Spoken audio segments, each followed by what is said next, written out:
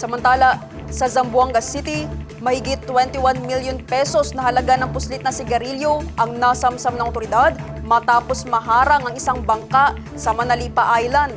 Arestado rin ang 3 lalaki sa operasyon. Ang blotter sa report.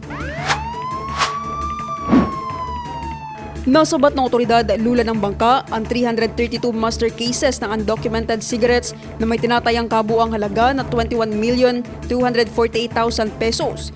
Bigo ang 3 Pilipinong crew members na magpakita ng kaukulang dokumento para sa kargamento, dahilan upang sila ay arestuhin.